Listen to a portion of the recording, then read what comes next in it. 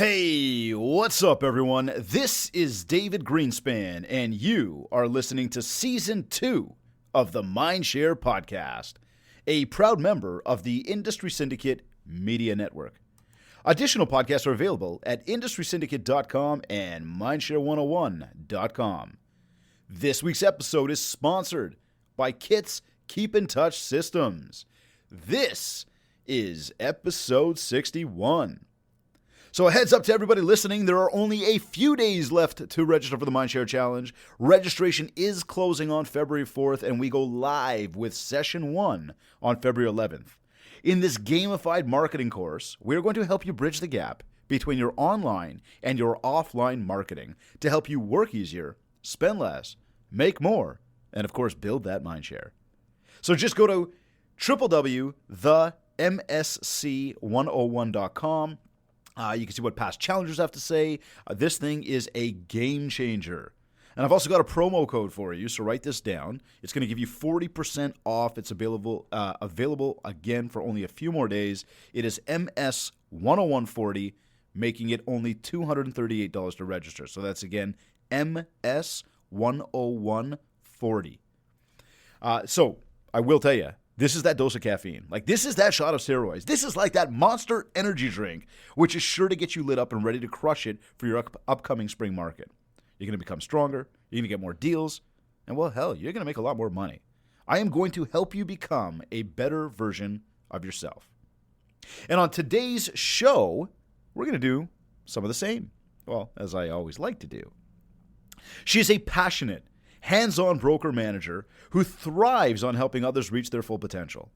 With over a decade of experience in the real estate industry, she has gone from office administrator to an award-winning selling broker and now manager of Central 21 Miller in Oakville, Ontario.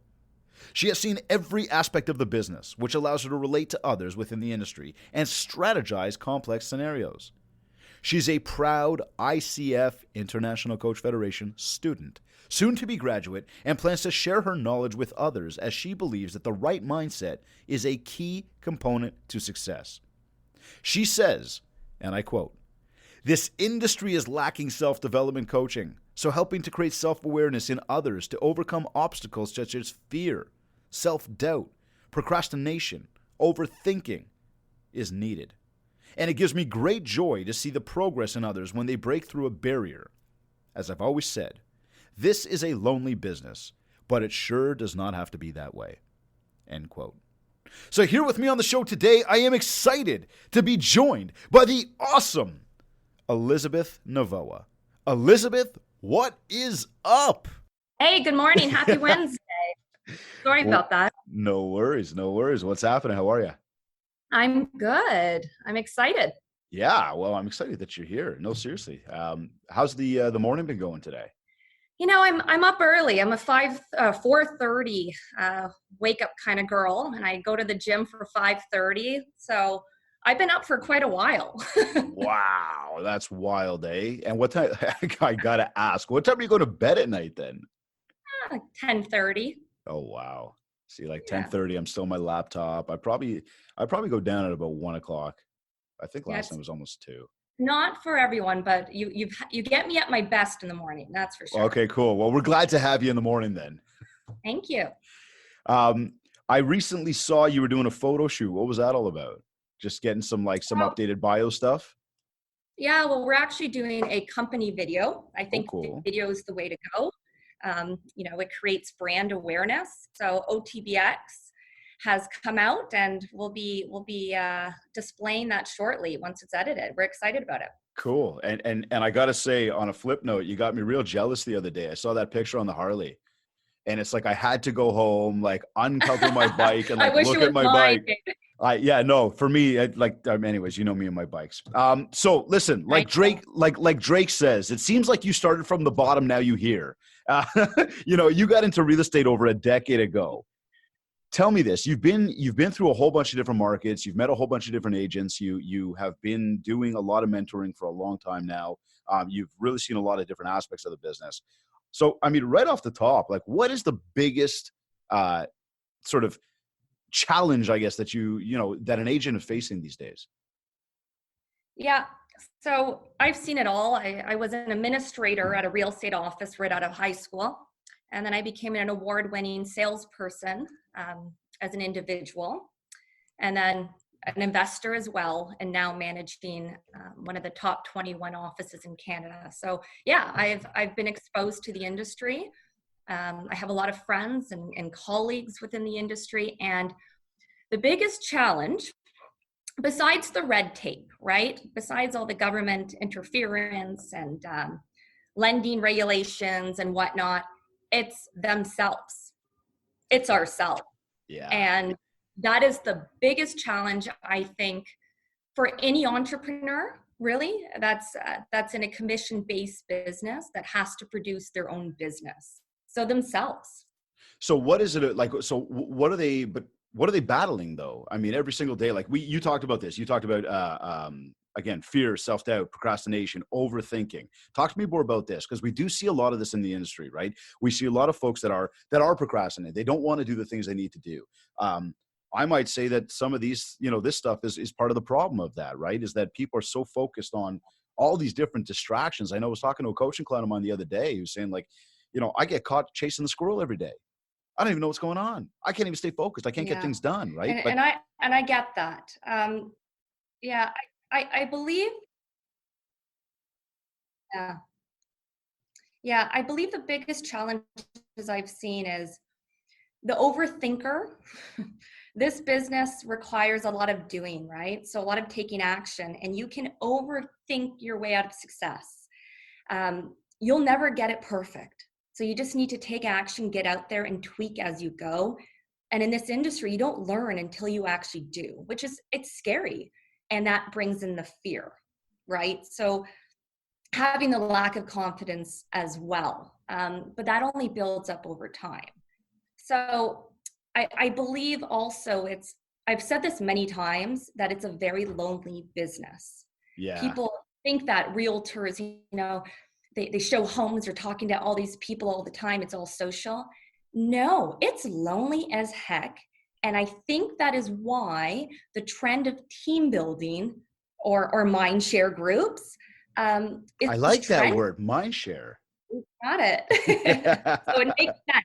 Collaboration, I would say, right? Yeah. So okay, so you're saying that agents are getting into teams because of the fear of going out and doing the business? I think it's part of it. I do think it's part of it. I do a lot of one-on-ones with my realtors, and I'm always there. I'm very supportive. And I just find even a banter or a brainstorm session creates such good synergy. Like, they walk out of there just reassured that they're on the right path, or maybe they're not. And I think that's so valuable in this business. And I think helping to create awareness in others is the only way for change as well. And hence why, I'm a student in the ICF Coaching Federation, because I think the real estate industry is lacking mindset coaching. Well, and I listen, I would agree with you completely. And that's part of the reason that Mindshare 101 exists, right? Because I learned years ago, and I've been in the business pretty much as long as you have, maybe a touch. I mean, I'm like 15 or 16 years now in this industry. Yeah. And speaking with agents on a regular basis, I find much the same, is that there's a lot of self-doubt that goes on out there. There's a lot of challenges. And yes, there's a lot of people that walk around with their big power suit and the big fancy car and, kind of go like, the world is great. But, one thing I find important for me as a human being is that I'm able to look in the mirror and go, you are doing great. And not just say it, but actually truly believe it. And it's that moment where if you've got the nice suit, and again, nice suit, I don't care what you're actually wearing. I don't care what car you drive. But if you're going out there and you're trying to put on this facade, like the world's a beautiful place, but you're looking in the mirror and it's not as beautiful of a place, that is where, again, you've already got self-doubt. You're probably not going to be succeeding the way you want to. And I see that we see a lot of that in this business. Like, the more one-to-one conversations I have with people, the more I realize that there's a lot of folks that don't know what they should be doing every day. They're not sure how to manage their time every day. And as much as you say, it's one of those things where, maybe there's a perception out there that realtors are always talking to different people. It really is a lonely business. You really are an entrepreneur. You get up every single day and you drive your own bus. So what are some of those things then? Okay, here. So when somebody comes to you and you find that they're in that situation, what are some of the things that you might suggest for them to do right then and there then? Yeah.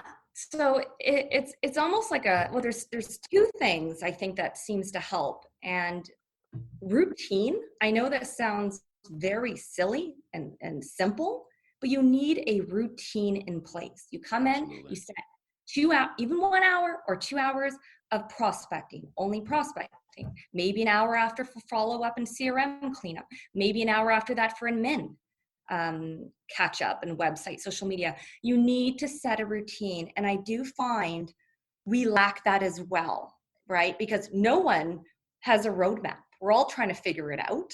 And until you actually do the business and track where your business is coming from, then you can take more, strategic action. But you just need to set a routine. You need to show up and get started. And I do find that has helped, as well as, we've talked about this before, that there's a mentality out there that realtors are kind of embarrassed of what they're doing. And I don't know if it's the how embarrassed about what? Yeah, I feel as though, the used car salesman mentality, or that look of a used car salesperson. And I feel as though a lot of salespeople are almost scared to tell people what they do or ask for the business. And I think that's a huge part of their confidence, being lacking of confidence. So it's a rewiring. It's a rewiring of the brain to almost just to switch it around and say, I'm offering you value, right? So you got to figure out what your value proposition is, and you got to be confident. You got to be confident that you can offer them something that no one else can. And so I do find that a rewire helps. And also, because I have a lot of friends in the business, been in the business for a long time, we all get tainted. I was a realtor for a long time, and we get bad clients. We get broken down. I totally get it. But what I do realize is that you need to have fun again. We need to have fun in this industry. You need to enjoy it. You need to live in the present. And once you do that, I think things just start building momentum. You get rolling again. Yeah, no, I like that. And I was just jotting down a couple notes here because you mentioned about routine. And I think that routine is absolutely integral. I've actually got a talk at OREA coming up, the OREA Reality Conference, which is, by the way, for everybody paying attention right now, if you didn't get your tickets, realityconference.ca, we are going to be, a mass load of people are going to be in Niagara Falls. I think it's the 25th to 27th of February. So it's going to be a kick-ass event. But I'm talking on the topic of consistency, right? And so I really want to break down sort of the ins and outs around that and what that means, because one thing around routines, one thing about consistency is it can get really freaking boring, right? Like, it just, some days you get up and go, again, right?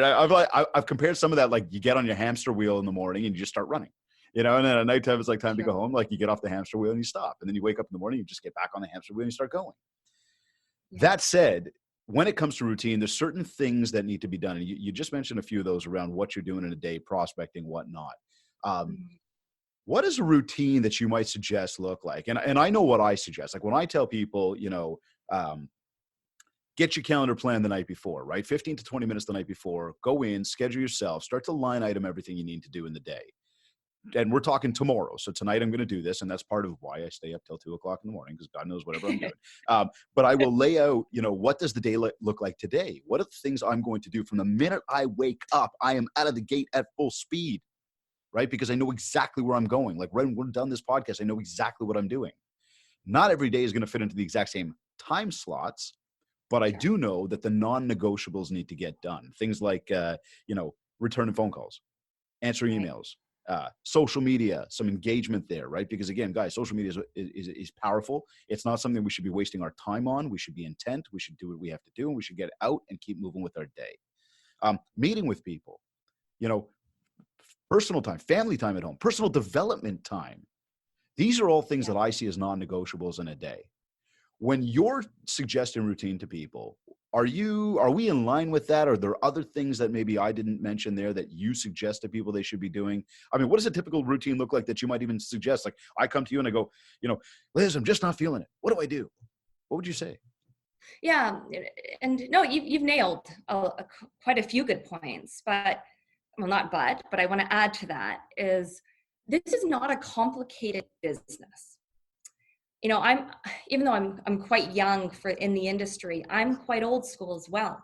This is belly to belly, right? Pick up the phone, meet people face to face, and not to say sometimes you have to communicate over email. Social media is fabulous. I'm all over it because it's brand awareness. Brand awareness is key, and it's more needed than ever at this point in the stage, because without brand awareness, they don't know who you are, and you can't obtain a relationship until they know you.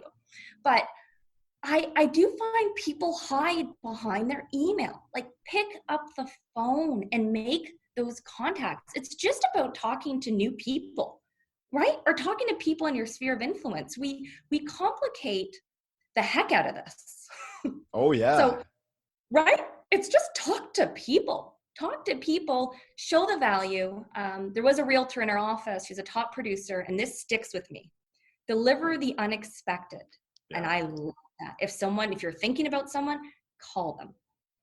Get involved with your people. It's not hard. Okay, here, value then, because you mentioned about, or you said your unique value proposition, essentially, right? Your UVP. Get out there, talk to people. Then the question goes, but I don't know what to say, right? And I will always suggest, try these words right here. And if everybody listen, just mark this stuff down. This is really, really good stuff. When you call somebody, try saying this. Hey, how are you? That's it. Because it's amazing how somebody's going to reply to you on the other end of the phone. I'm doing amazing. How are you? Oh, things are good. Here's what's going on. Blah, blah, blah, blah. I saw that you went to. And there's the power of social. Because if you're tapping into the social media networks, which a lot of people listening here obviously are, you're going to get a sense of, I know what Liz is up to. I know that Liz was sitting on a Harley the other day, and I was completely freaking jealous, right? So I'm able to have that conversation with you. Now, were you at Bill's garage at that point? Was that in Bill's garage? It's a secret. Okay. Secret location. No problem. Well, yeah, I'm still supposed to be there at some point. But no, but that's come this way. There's the thing. But when you talk about value, the thing that I think is missing the most in this biz is that we forget that it's a people business. We believe, or we go into it thinking very transactionally, thinking, how can I get the next deal? And naturally, we're taught that the more deals you get, the more money you make. And I'm not going to sit here and argue that, because that's just natural logic. 1 + 1 = 2. That said, if you're chasing a deal every single day, you're probably, or I can tell you for sure, you're doing yourself a disservice. I think there's a big misconception around what we do in a day and how we're supposed to get that next deal. And it's not chasing leads. It's not, I know you should be prospecting, but it's not calling people. And this comes back to that thing full circle when you mentioned about, the used car salesman, that feeling of not feeling confident, feeling scared to pose the question. But if instead of calling people and saying, I'm in real estate, would you like to sell your house? Or, I'm in real estate, would you like to sell your house? And obviously you can polish that line however you want to. Instead, just call people and figure out how can you help them. Maybe have something you're going to do to help them to begin with. Go a totally different direction here for a second. Think about when you're at a restaurant. You had a really, really, really nice restaurant. They pride themselves on customer service. When you sit down and you ask for a glass of water, okay, do they bring you just a glass of water? Or do they bring you a glass with ice in it, with a straw in it, with a bottle of water where they take the cap off the water and they sit it down in front of you? Now you've got an option. Do I want the bottle, like to drink out of the bottle? Do I want to pour it into my glass? Do I want to use the straw? Do I not want to use the straw? Now that's what you're talking about, service, right? You're giving me these options. You're giving me more value than just, yep, here's your water, right? Or much the same at the end of a meal. it's dessert time, instead of just saying, would you like dessert? They almost like roll it out in front of you, or they give you the menu and go, here's what we've got today. They almost make it difficult for you to not want dessert. Now, take two of those examples, which are very basic things that I think everybody here can relate to. Come back and bring that back now into our world in real estate. What are you doing every day to provide that level of service to everybody that knows you, likes you, and trusts you? There's the big question, because that's where your UVP comes from. That's where your relationships are built from. That's where your success comes from. So from that, what are the types of things that an agent could be doing on a daily basis to be able to deliver more value, to be able to go out there and help more people, to be able to have that mentality around, I'm going to go and help people today. And at some point, I believe it, at some point, somebody's going to help me back. What would you suggest people do for that? Yeah. Just to like even raise that bar of service, right? Sure. I think you nailed it, that, a lot of realtors, they go to listing presentations and they sell themselves, right? They talk about their awards, how long they've been in the business, and whatnot, where it's truly about the client. It's how you're going to help them. What is valuable content that you're going to provide to them? So if you're going to be sending them, a quarterly update or a CRM or whatnot, it has to be customized to them. And I know you have a great CRM too, David, that call them on their birthday. Make Right. notes of what's going on with their kids. If they have businesses, try to cross-market with them. If they have charities, custom charities, get involved. Like, get involved with your sphere. And I don't want to say, well, I can say, and maybe it is a win-win, right? If you show them that you care about them, they will care about you. Hence where the referrals start to roll over.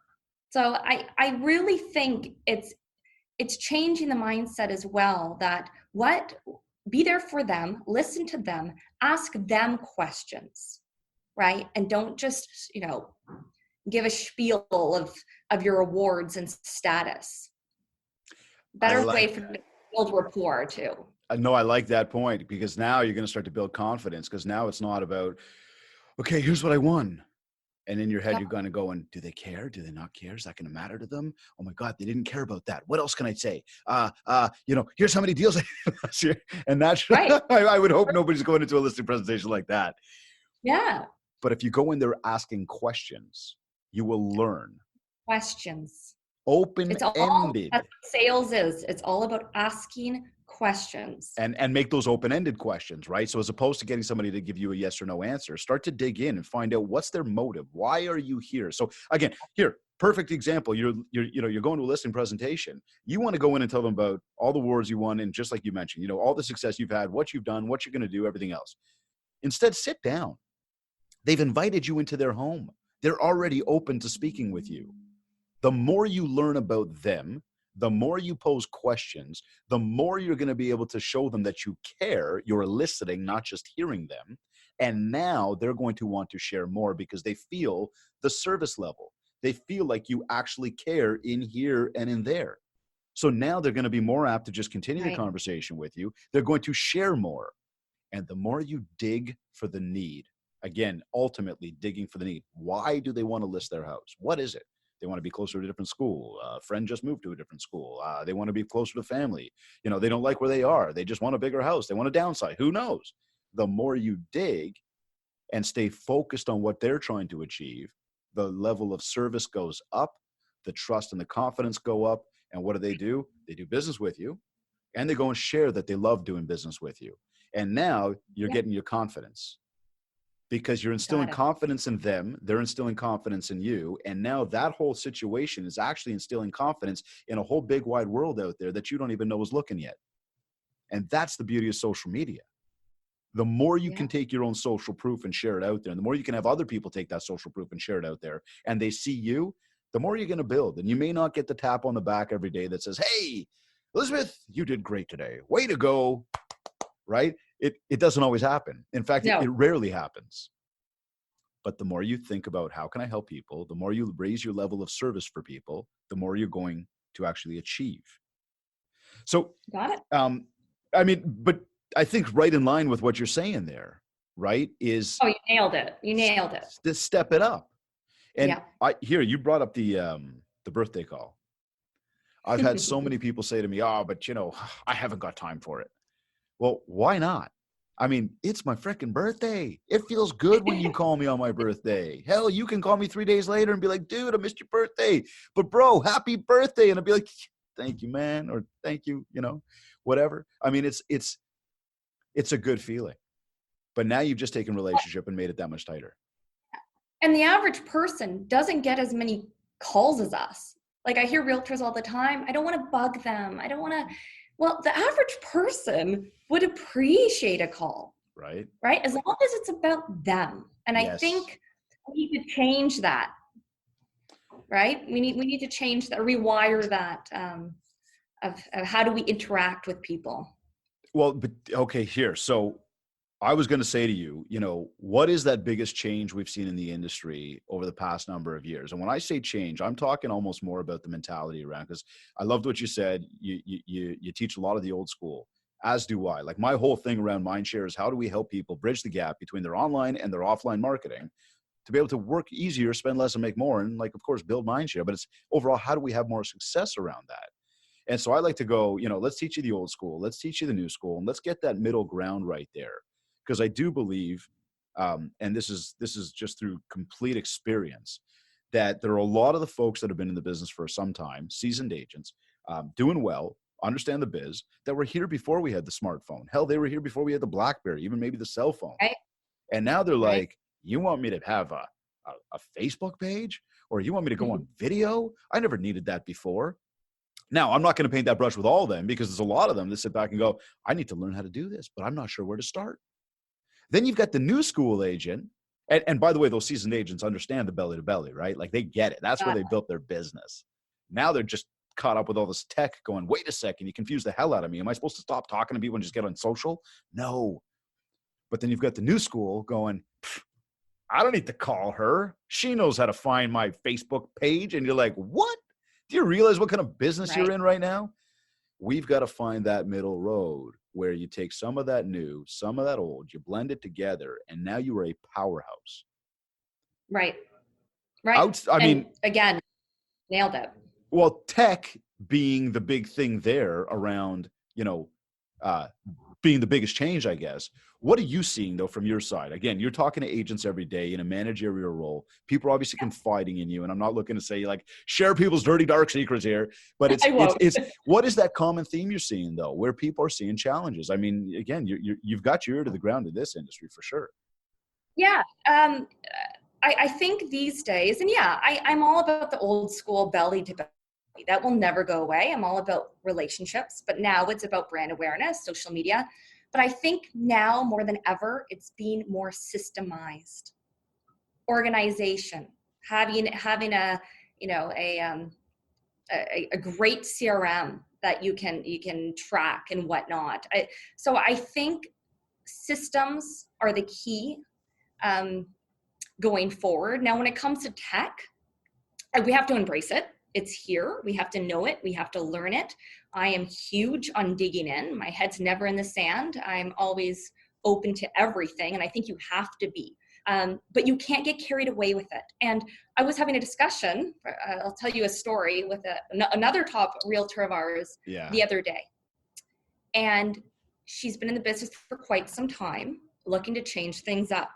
And we all come into the business with all these, I want to say, carrots dangling. Buy this, do this, da da da da da. And you just try everything. Lead generating system, you try everything. And then you kind of stop, right? Exactly. And then you kind of stop. And I always tell people, track where your results are coming from. Where is it referral-based business? And it's funny because most of the time, not always, but most of the time it is. But so let's say she had a 98% referral base. That's huge. Okay. That's everything. Yeah. So why not leverage and do more with your referral based business? Drop the mic. Thank you. I feel like I've been saying this for years. Can somebody listen? Is this thing on? Yeah. No. By the way, I agree. It's so true though, right? Like, I mean, this is something I go through with all of my coaching clients. We go through the Model T. And we take you through group number 1, group number 2. It's the whole AMH theorem, and taking you through and understanding that most 70 to 90% of your business, and keep in mind, and you know this, I've posed this question thousands of times in front of tens of thousands of agents, from stages to podcasts to one-on-ones. 70 to 90% of your business comes from your database. And you might go, well, I got a deal the other day from so-and-so, and that wasn't in my database. No, but maybe somebody in your database referred you, right? And yeah, maybe you're getting 10 to 30% of your business from strangers, and that's okay, cool. But if you're getting 70 to 90, if you're getting more than 50% of your business from people that know, like you, and trust you, that are people that are in your database, then you need to be focusing that same amount of dollar percentage. So again, if you're 70 to 90% of your business comes from referrals, then 79% of your business or marketing dollars should be spent on that group of people. And so people go, yeah, but where do I get new deals from? No. Hello, get them from these people. But they've already done a business with me and they're never moving. That's okay. The more you talk to them, the more you add value to them, the more you help them and listen to them. The world works in mysterious ways. It is going to give back. This is what you call reciprocity, right? And this takes away from that discomfort of feeling like a used car salesman. Got it. I'm going to say door knocking works, okay? But again, 96% of agents don't want to door knock. The 4% that do see 99% of them see business from it. But I get it. If you don't want to go in and door knock, that's okay. Cold call it. You don't have to do it. People make money at it. When you cold call, when you door knock, you're going to have to accept the word no. You're going to have to accept that you're not going to win as often as you'd like. But the more no's you get, and Anthony, who was on my show the other day, said the same thing. He knows that for every 250 or 249 no's he gets, or some number like that, he gets one yes. So he says, Dave, it's the best thing in the world. I know I just got to get 249 no's. I know the next one's going to be a yes. Think about that, right? How many times you're going to be told, no, I don't believe you. I don't like you. I don't trust you. I don't even want to hear from you. Oh man, that's tough. So what if you flip that around? Instead of cold calling and door knocking and prospecting and lead generating from strangers online who don't really care who you are, they just want to know if you got the price of the house for them. Why don't you just go after your database and talk about Harleys and vacations and whatever. I mean, things that are going on outside in the community, like have those conversations. It's amazing the way things change. Yeah. And I agree. I think, I'm all about creating a new pipeline as well. I am 100%.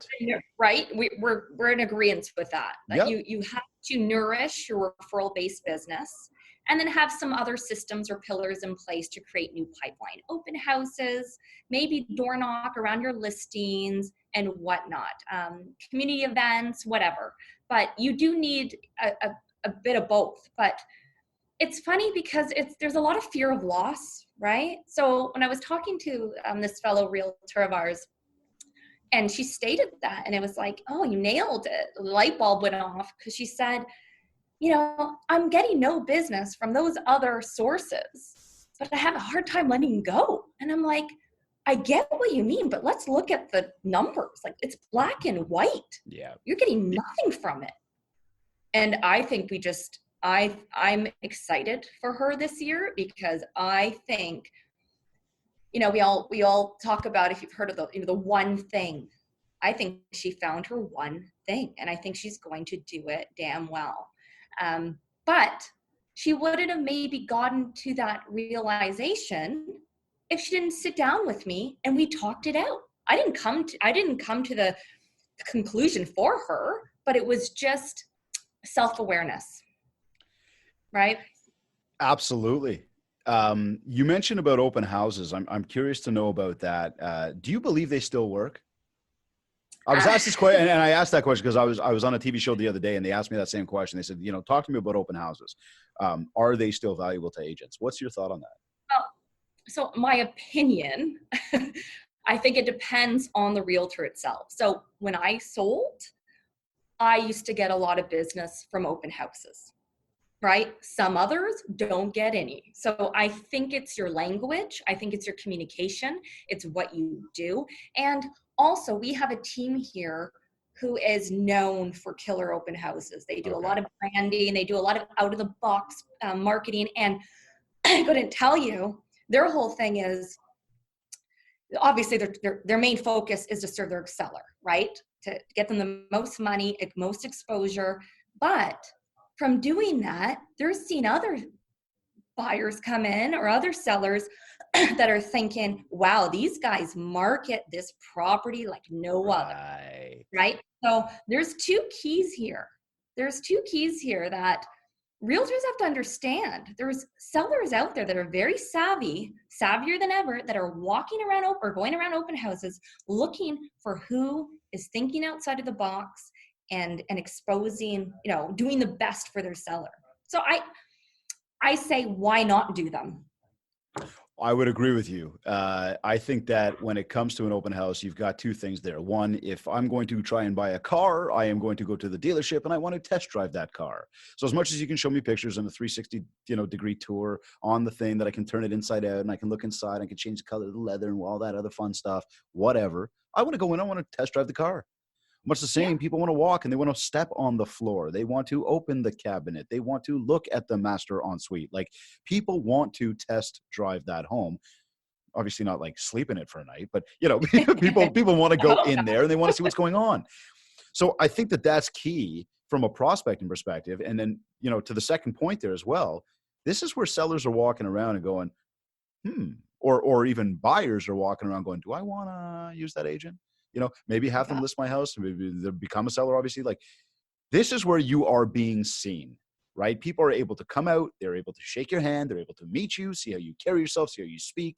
And if you're just there and if I've got my phone here, if you can see it on the screen, and you're just doing these, hey, lights are on, you can just, 1 second, just go right inside. I'll be right there. Cool. Yeah. Hey. Okay. So, take care. See ya. Right. You've done yourself a disservice. You have not marketed yourself, never mind just the house. You've done zero to get people to actually look and say, I want to work with you, right? And you've actually done a disservice to the house, never mind just yourself, because people just don't care to be there anymore. It's not warm. It's not inviting. So I had actually posted something up yesterday, just talking about sort of the ultimate open house and some of the things, and I don't know what, the agents at your office that are killing it are doing there, but some of the things you can do is getting the word out ahead of time, sending a couple of emails to your database, letting them know, posting it up on social media. Stories are powerful, powerful, powerful. Introduce yourself to the 10 houses across the street, the 5 on the other side. So when somebody walks up and they see you, or, people are parking their car, the neighbors aren't grumpy people. They're very nice people. It seems like a very inviting neighborhood to move into. There's all those little things we can do to start to develop a little bit of mind share. Plant a little seed in these people's minds that this is the place. This is the spot for them. And then when they come inside, don't be on your phone. And if you're going to have an open house registry, do the open house registry, like, you write it out. Don't make them write it out. Have a little bit of background music playing. Maybe, make the house smell like fresh baked cookies. You know what I mean? Turn all the lights on. Like, these are little things you can do to completely take advantage of how you're marketing that home. And just as importantly, how you're marketing yourself. This is, again, building that little bit of mind share with people. So take me to self-development for a moment, because I think it's incredibly important. I know, obviously, we've kept that as an underlying topic today, around, the fear and the procrastination and having a routine and, the fact that you should be getting up every day and having a plan. But self-development, I love reading books. Love, love, love, love, love. I believe that everybody needs to be putting in at least 30 minutes of self-development for themselves a day. And for anybody who's going, oh, are you crazy, man? I'm way too busy to do that. No. But it's a lot easier than sitting down and turning everything off and just reading a book. I mean, I listen to Audible. I listened to it on the way down in the car today. I will be back in the car at some point today. I'll turn it back on if I'm not making a phone call. What are some things you suggest to people that they can be doing to really help their mindset on a regular basis, help them with, figuring out their routine, help build up that confidence? What are some of those things maybe you do or you suggest to people? Yeah, I'm a big reader as well. I always have a book on the go. I've been a huge advocate of psychology and self-help and mindfulness. And I think it's always a journey. You're never going to end there. But I make it a habit of at least reading an hour of real estate content a day. Could be REM magazine, it could be from the board, it could be Korea, it could be Inman, anything industry related. So you're always ahead of the game. And I think that's key on top of, self-help. And I'll share something, but I also journal every morning. So I go Yeah, to the me gym too. at 5:30. I get home at 6:30. I probably journal for 15 minutes. And it's called what's it called? Like intention Something minutes. setting. Or Louise Hay. She's a huge advocate of just writing down anything that's on your mind. And I think you got to find what works for you, but that helps me start my day. I feel almost untouchable. It's cool though, right? Like, I mean, I know in this morning's stories I had posted, I'm like, and this term, I don't know why I'm just new to this term lately. Somebody brought it up to me the other day and it's like, I've been hearing it everywhere now, but like woo woo, right? You heard of woo woo, right? These woo woo topics. Anyways, Yeah. when it comes to gratitude and intention setting, and I used to do this. I'm totally guilty of this, but I used to say, like, are you kidding me? Right? Like, let's go. Let's get on with the day. What are you talking about? But I do this stuff. Every single morning, intention setting, right? And talking about the fact that we are going to have an amazing podcast today, right? Talking about the fact that I'm going to accomplish my day today, right? Because again, remember, the day was planned out last night. So now I've gotten up and I said, I'm going to accomplish everything I set out to do today. I am going to have an opportunity come to me that I didn't even know was coming to me today. I'm going to help X amount of people today. I go through what I have. I have a happy and healthy family, right? Instead of checking Facebook and Instagram as the first thing I do when I open my eyes, I literally lean over, grab the journal, grab a pen, and start to write. And this lets you get out of bed, on a very positive note. I would add in some things like, drink a full glass of water in the morning, right? Because your body's been dehydrated for a number of hours. Go look outside, get a little bit of vitamin D into you immediately, right? Watch the sun shining. Look at the blue sky for a second. And I'm not sitting there saying you got to go and stare at the sky like, oh, look at it, it's all blue. No. Just go open the blinds for a minute, right? Like get yourself moving before you allow the rest of the world to get into your head, before you allow the rest of the world to shape how your day is going to go. That's intention setting. You could write down 2 lines. You could write down 30 lines. Doesn't matter.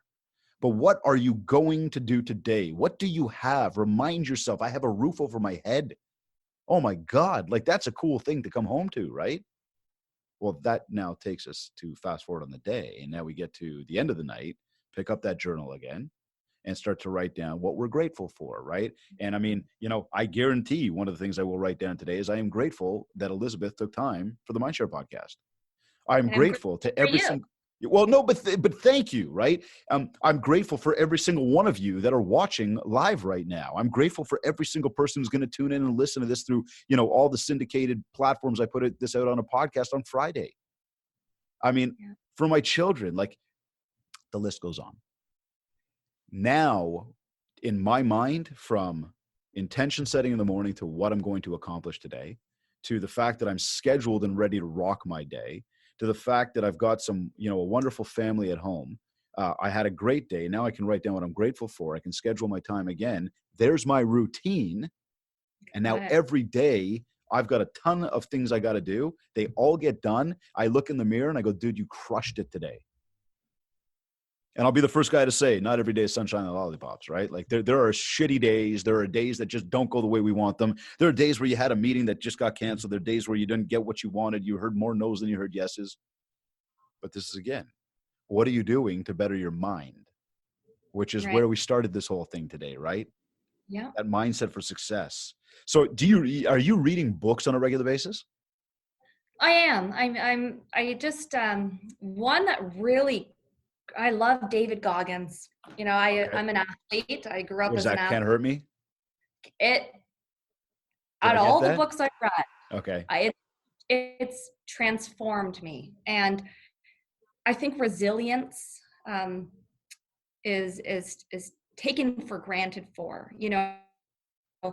And I know we're going off topic here, and I always say this is that resilience, hard work, perseverance will outbeat any talent, any intelligence, any day. And you need that in this industry. You need to get back up, because you get shot down more than you get lifted up in this business. Right? Like, we all know that. Like, you get rejected. You need to be resilient, and you just need to keep going. So that was a great book. That was a really good book. There's others too, but that one has stuck with me for quite some time now. So I got a question for you on that then, because you brought up a point there, and Anthony brought that up to me the other day as well, when it was about what do you do when it's not going your way, right? So I would ask you, how do you remain resilient? You know, because much the same, and I understand where you're coming from, and I will say the same thing to people. Yes, you do need to remain resilient. So somebody there who's watching and listening to us right now going, yeah, but how? You know, that deal just fell through. What am I supposed to do? What would you suggest to somebody? Yeah, I feel as though, you know, people business plan every year, right? They reset every year. I reset every morning. Every morning, Yeah. I have to make a conscious decision that I'm going to get up, I'm going to do all I can. And you know what, the quote that's in my journal, I think it's Steve Martin, which is funny, but be so good they can't ignore you. Yep. Right. And when I think about that, I think physically, mentally, financially, spiritually, as a mother, as a wife, as a friend, as a manager, that every morning I'll do my best. I'll give it my best. And I think if you always give it your best, when those rejections happen and you get shot down, you at least can walk out of that situation and be like, look, I tried and I had good intentions. That is the key, I think. Okay, cool. So it's prepare. I mean, look, this comes back to your mental stability, right? What is that preparation? Yeah. What does that routine look like? And we talked about that off the top of the show, some of those non-negotiables to have in your day to day.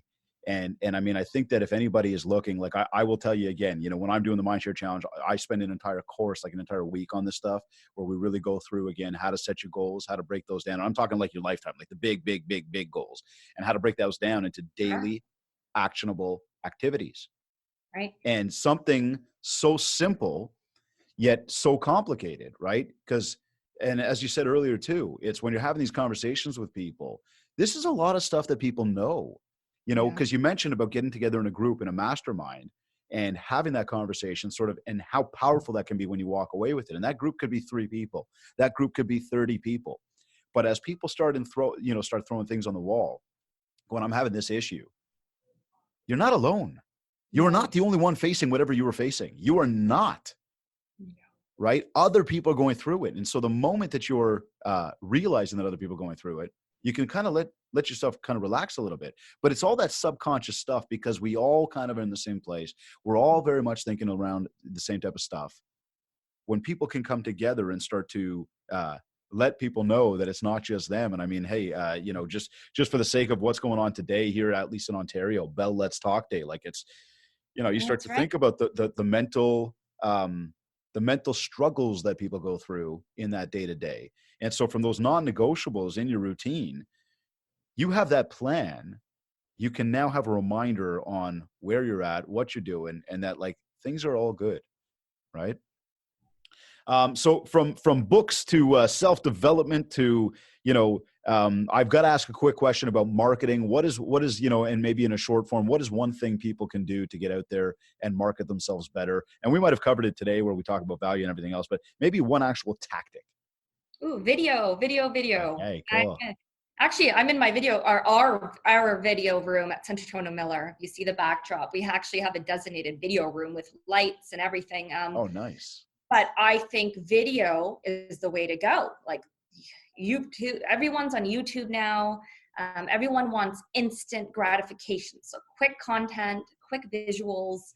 And I think everyone has to jump on that bandwagon. I know it's tough, but like the saying goes, you look how you look. You are who you are. And that's the reality of it. So I'm even trying to put myself out there and do more of what makes you uncomfortable. But I think embracing video so then you can become more relatable. Be your authentic self and be more relatable. Oh my God, I have a slide that says exactly that, be our authentic self. And I agree completely with video. I think it's massive, but I think that I know that there's a lot of people, hence why I spent another week in that Mind Your Challenge on video, right? But there's a lot of people that are completely scared. And again, when you look at the old school, but I never grew up with video, we didn't have video, we didn't need video, I don't need video, or I don't ever want to get on the camera. Yes, you do look and sound exactly the same way you do when you're in the mirror. So if you're looking in the mirror and you're talking to yourself, let me tell you right now, it's the exact same thing on camera. Don't worry about it. It's all good, right? This is the same thing of being out like with people in person at a coffee shop. You're right there. You sound and look like that. It's the same thing. Got it. What do you suggest people do with video real quick? Well, I find those intro videos, testimonials, social media. Okay. So again, I believe brand awareness. I think there's a lot of potential and opportunity with Facebook ads, with Instagram, and especially YouTube as well. Like I want to tap into that source a little bit more. Cool. But again, it's sharing your story. Right? Sharing your story. I couldn't tell you how many times I see people, I don't even do much video, but I'm out there and people know what I'm doing and whatnot. Yeah. And they feel as though they already know me. And I love that. It's a great segue to get close to someone or to open up a little bit more about your services and value proposition and whatnot. So I think that is the way to go. And I know it's uncomfortable, but one thing I wanted to share too is that, again, for overthinking, right? We're all perfectionists. I want this to be perfect right now, this podcast, and we never prepared or anything, right? We're just, just chatting, and it will never be perfect. No. You just have to do it. And just a quick story is that when I started management, I had to do sales meeting. I had to present. My knees were shaken. I was not a presenter. I've never done that. I've only sold my whole life. So what did I do? Became vulnerable, and I signed up for Toastmasters. Oh, there you go. Best thing I could have done. And I studied TED Talks. I studied YouTube tutorials and how to present, and I'm not the best by any means, but I'll tell you, it's been a game changer. So I think if you're uncomfortable doing video or any marketing source, look into it, learn it, and just tweak and do better over time. Well, one thing I'll add to that is always ask for feedback. Okay. And okay. So two things there. One, on the video topic, everybody recognize that we are not going to your website anymore to learn about you. We are going to your Instagram. We are going to your Facebook and to your LinkedIn. Right. So this is where, when you're doing video, the next thing, when you talk about perfection, I will tell you, because I do a lot of video, as you know, when I'm doing recorded video, I have the opportunity to go play it back, edit it, re-record it, spend more time on it. When I'm doing live, it's like click, live, go. Whatever happens, it happens. So my encouragement, and plus the algorithms love live video, right? So my encouragement to everybody is take advantage of live video, get yourself comfortable with live video. And you're probably thinking like, dude, I'm not even comfortable with video. Now you just want me to go live instead of recorded. It is wicked easy. And if you really want to test it out for something that's not going to be in the world forever, that sounded weird, that is not going to stick around forever, go to your stories on Instagram and or Facebook and record it there, because that's only a 24-hour snapshot in time, right? After that, it disappears. It's not like it's your timeline feed. Last words of inspiration from you. Oh, gosh, I think I've said enough. I think I've said enough, but okay, cool. Last words of inspiration, I would say rock 2020, be comfortable being uncomfortable, and take action and just show up. If you don't feel like working that morning, just get dressed, look polished, and go to the office. That's the biggest step. Get out there and do it. Just do it. Yeah. Once again, another awesome guest here on the Mindshare podcast. Elizabeth, thank you. Thank you so much for the opportunity, guys. Everyone, don't forget www.themsc101.com, promo code MS10140. Check it out and do it fast. You're either listening to this on iTunes, Google Podcasts, Stitcher, or Spotify. Or maybe you went to industrysyndicate.com. Maybe you downloaded our free Industry Syndicate podcast app. Maybe you went to my website, mindshare101.com. Wherever you like to consume your content, please rate, review, and subscribe. And if you haven't yet, connect with me on Facebook at Mindshare101 and on Instagram at DavidGreenspan101. This has been another episode of the Mindshare Podcast. Thank you, everyone, for listening.